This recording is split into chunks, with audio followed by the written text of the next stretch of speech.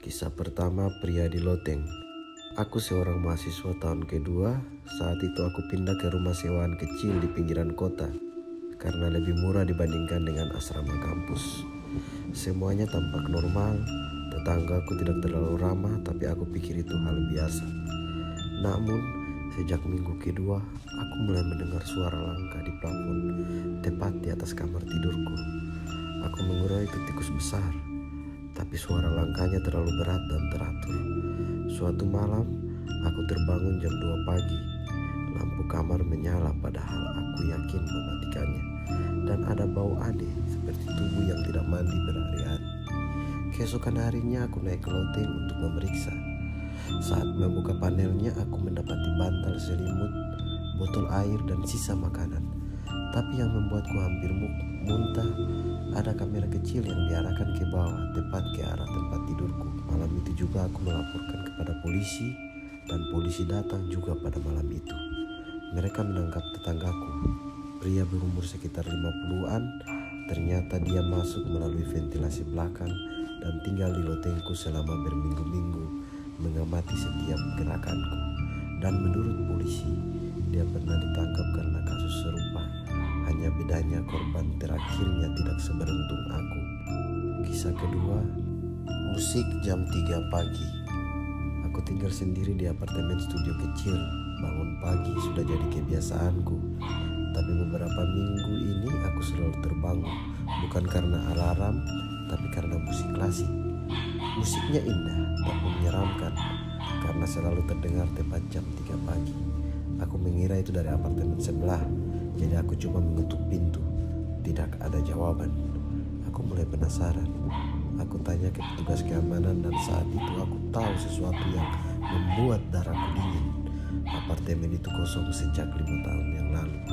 Katanya pemilik terakhir meninggal sendirian di sana. Musik itu terus terdengar setiap malam. Akhirnya aku coba merekam dari depan pintunya. Dan dalam video musik itu tetap terdengar. Tapi yang membuatku tidak bisa tidur malam itu adalah sosok bayangan perempuan berdiri diam di balik jendela menghadapku. Sekarang aku tidak lagi bangun jam 3, tapi musik itu kadang masih terdengar, hanya lebih lirih, seolah berasal dari dalam kepalaku. Lubang di dinding.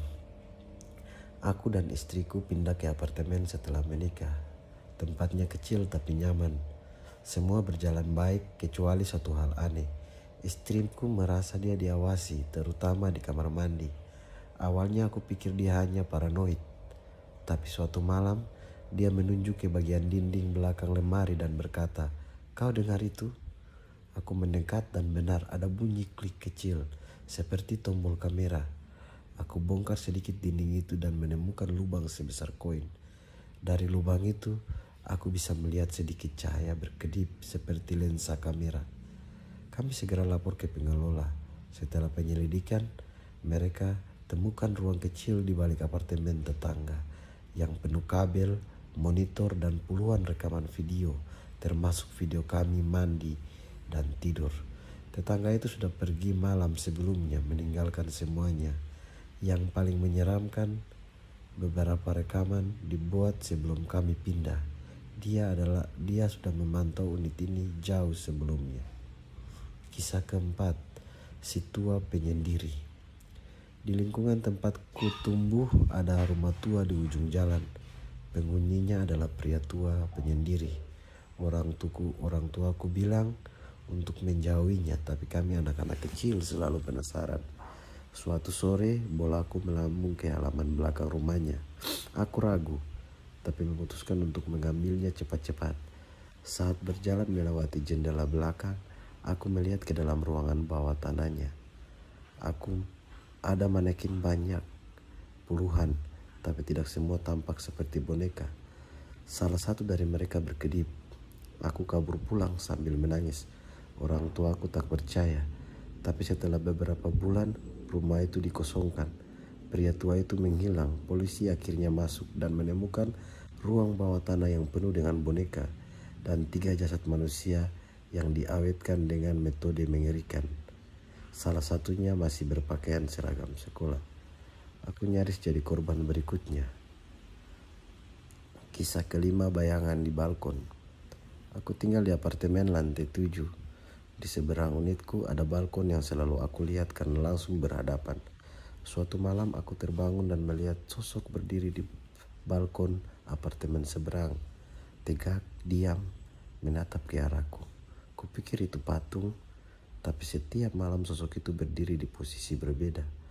Aku coba tanya ke penjaga gedung, dan mereka bilang unit itu kosong dan terkunci selama berbulan-bulan. Aku mulai bingung.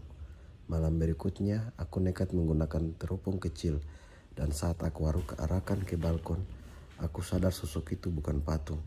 Itu seseorang tersenyum padaku. Aku lempar tirai dan panik. Tapi saat aku menoleh ke balkonku sendiri, ada sosok yang sama berdiri di sana. Terkadang bahaya tidak datang dari luar, tapi dari orang yang tinggal hanya beberapa meter dari kita. Ini adalah 5 kisah nyata tentang tetangga yang menakutkan. Bantu dukung channel ini dengan like, komen, dan subscribe. Terima kasih.